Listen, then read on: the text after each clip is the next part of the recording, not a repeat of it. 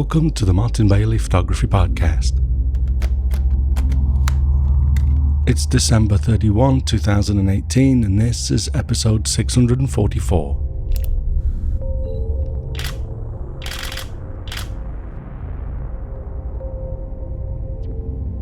This week we conclude our Travelogue series to walk you through my 2018 Morocco tour and workshop as we finish up our shoot of the camels in the Sahara, then photograph some wonderful characters before ending our trip with the Portuguese cistern in El Jadida.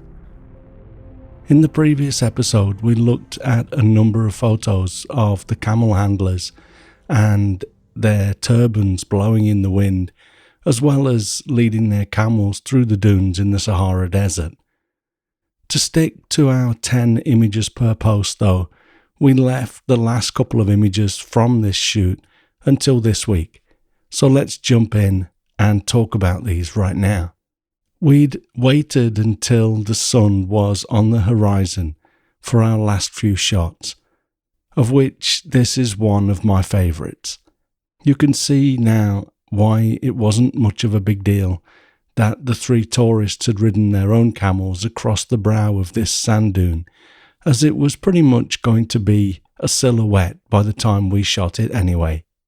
Although I'm not very good in automated shooting modes, because we were sometimes shooting into the sun like this and other times shooting away from it, I do work hard to try to get used to using aperture priority with auto ISO in situations like this, and it leads me to some nice silhouettes as the camera darkens down the exposure to avoid blowing out the sunset.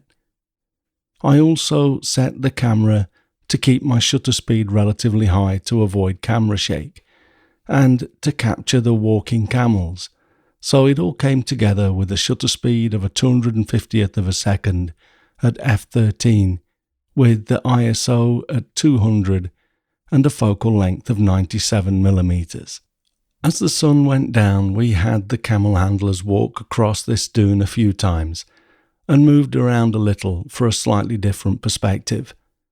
For this last shot of the camels I went a little higher to include the top of what looks like a Casbah, although in reality I think it's just the lodge that we'd stayed in on the previous night before moving to our luxury tents a few hours before this shoot. As there was a lot of clear sky above the line of camels in this photograph, I decided to crop it down to a more cinematic 16:9 aspect ratio, which I quite like. The settings for this were 250th of a second at f13 with an ISO of 640 and a focal length of 97mm. For both of these images I was using my Canon EF 24-105 f4 Mark II lens. After spending the night in the Sahara, the following day we drove back through the dunes in our four-wheel drive vehicles and switched back to our bus to continue our journey. Shortly after starting our drive, we stopped for a shoot that I'd been looking forward to since last year. We visited Karim again, the man who poses for us down an irrigation channel with a well hole through which beautiful light pours for what I think are incredible photographs. I actually shot most of my images down here in portrait orientation, including this one, but with this I've taken it into Photoshop and extended the canvas so that it's a 3:2 aspect ratio in landscape orientation, and then I selected the two areas either side of the original photograph, hit the delete key, and then had Photoshop fill in the sides with content-aware fill. With it being so dark, I just had to clean up a few artifacts to get a landscape orientation version, which I really like. Because it is so dark down in this well, I was also looking forward to using my 85mm f1.4L lens down here, which I opened up to f2, so it was letting in 2 stops more light than my f4 lens would wide open. This enabled me to capture a brighter image than last year, although my ISO was still at 6400 at a 20th of a second. We ended the day at Ouarzazate, where we had a quick shoot of the beautiful fortified town of Ait Ben Haddou before heading to our hotel for the night. We went back the following morning when I shot this image with the warm morning sun bathing the town. I used a 6-stop neutral density filter for a 2.5 second exposure to make the water in the river smooth over a little, although we hardly noticed that in the photograph with the fortified town being so vibrant. I'd set my aperture to f14 and ISO to 100 with a focal length of 56mm. When we got into the town itself, our guide arranged a few shots with the local people, starting with this man who we'd photographed with his donkey outside before going into his house to photograph him in a window like this. It was funny because the house was mostly very traditional, with the Berber mark above him on the wall and similar authentic artifacts, but just above to the right of the frame here was a huge gladiator poster in a frame, which had been given to him because he was an extra in the movie. Running with my semi-automated shooting modes, the shutter speed was a little higher than necessary at 320th of a second, but I'd opened up the aperture to f2.2, and these settings gave me an ISO of 2000 at a focal length of 85mm. With all the rustic red shades in this image, one of my favourite parts is the man's blue turban, which is a nice colour contrast against the reds. I had also been really looking forward to revisiting the gentleman in the next few photographs, as his images were some of my favourite from last year's trip as well. This is Mr. Jamal Eddin Mohammed, who lives in this ancient town and has appeared as an extra in many movies shot here too. He's a wonderful character and great-looking gentleman to photograph. When I told him that I thought he looked like Sir Alec Guinness, he smiled and then reeled off a string of other actors' names who he's been told he looks like, and they were pretty much all in there in his rugged good looks. I framed this up with him directly in front of a dark area of a gateway at the foot of his house, but I used my 85mm lens opened up to f2.5 to give me a nice shallow depth of field and some separation between him and the background. This also resulted in a shutter speed of 250th of a second, and my ISO was at 125. We also went back into the Adobe building that we'd photographed Mr. Mohammed in last year, and although I have another great shot of him close up, looking up into the light again, here is a wider framed image showing him in his environment, with the dusty tagine pots lined up along a ledge. Once again, the dark conditions resulted in my ISO going up to 6400, the maximum that I set for my auto ISO range, and my shutter speed was then forced down to a 20th of a second exposure at f4, and my focal length was at 35mm. As I've mentioned many times though, it's better to let your ISO go higher and record a brighter image than to resist the higher ISO resulting in a darker image, because brightening up a dark image introduces more grain than the higher ISO does.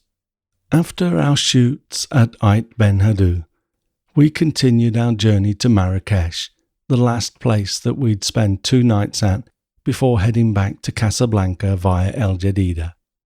To be completely honest with you, I'm not a huge fan of Marrakesh. I find the people to be more aggressive than the rest of Morocco, and even just getting out an audio recorder to record the ambient sounds of the market square there instantly resulted in 2 young men rushing over to hold their hats out for tips. On the other hand, if you pre-arrange a shoot with people, as our guide did the morning after we arrived, with a number of watermen, you can still get some nice shots.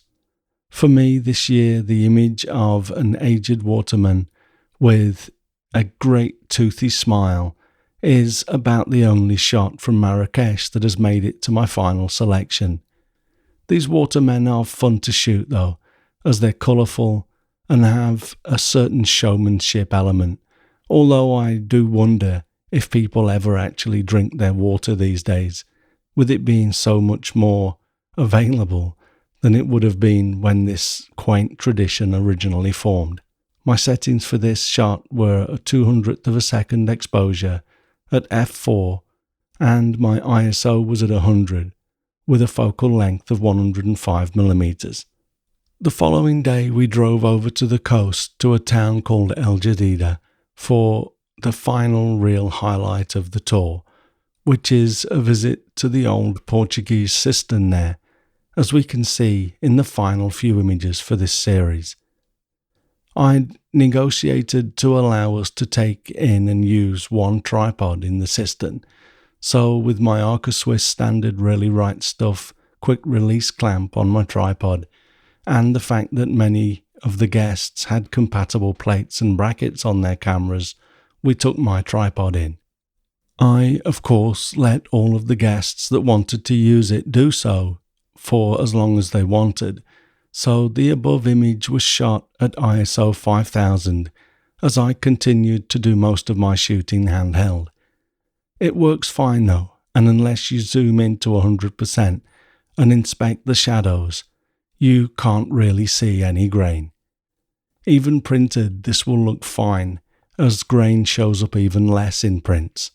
This is a wonderful rugged environment that I really enjoy photographing.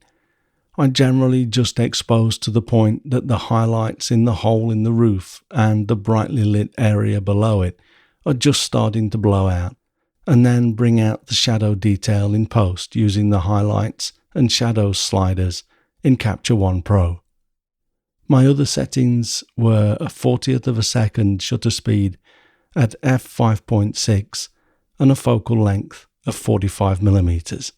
I made a few more exposures after getting my tripod back to use before we left, and this is one of the resulting images. So at ISO 100 for a 10-second exposure at f14. It's hard to tell the difference without really jumping in and inspecting the shadows, but it is a slightly cleaner image. My focal length was 35mm for this final photo of this Travelogue series. After this, we drove for a few more hours up the coast to Casablanca, where we'd started our trip almost 2 weeks earlier. By the time we got to our hotel and recorded a comment from each member of the group, as you'll hear in the recording, I'd almost completely lost my voice from the cold that I'd caught. It turns out that we'd find from a blood test that I had after getting back to Japan that I'd actually been infected with some sort of a virus, and some of the values in the test results later showed one of the doctors that I talked to a week or so ago that I probably should have been hospitalized. Luckily, I made it back to Japan okay, although a little worse for wear, and it took me another 10 days and a 7-day course of antibiotics to fully recover, but I did really enjoy this year's Morocco tour, once I got the fiasco with the customs officials out of the way on arrival. Anyway, here is the recording of each of the guests. So here we are at the end of the 2018 Morocco tour and workshop, and I've had a great time. Slightly gruff voice here, as you can tell. I've come down with a little bit of something, but I am going to go around the table and get a quick comment from each of the guests. So, Ken, would you like to start? Hi, I'm Ken. I'm from Sydney, Australia. There are so many highlights, expected highlights of this tour, including Chef Shawen and the Sahara Desert, but there are also quite a lot of unexpected highlights, I think, from the cisterns, but my favourite was when Martin discovered the name of his rugby team. Thank you, Ken. I'll have to inject a little bit on that in the podcast. My name is Weeb Gortmaker from Boulder, Colorado, USA. I felt the whole trip was wonderful. I got to see the whole country and all the highlights I can think of, great pictures, and looking forward to going home and developing those. Oh, great. Thanks, Lee. And I'm Terry Gortmaker, also from Boulder, Colorado. I just can't even think of what was the best part of this trip because there were just too many highlights to review. But I'm going to say, I think that Chef Shawan was maybe my favorite because it was our first real introduction to Morocco and the people and what the life here is like. So everything after that was also amazing and terrific, but that was maybe the first impression that was the most powerful. And so I'm looking forward to going home and look at my pictures too. Great stuff. Richard Edlin from Denver, Colorado. And for me, the desert was the greatest for me. I enjoyed every bit of that, and I would advise anybody to, even thinking about this, you will love Morocco. It's a great trip. Bruce McDonald from Brisbane. A great smorgasbord of photographic opportunities from people to landscapes and just general street scenes. Chef Chowan was really good, as was the desert. We had a great driver and a great guide in Ali. Yeah. Okay, I'm going to come around this side. Hi, Peter from Queensland, Australia. It's a great tour of a great country with great people, but the people we met and the people on the team, and Martin is a great tutor.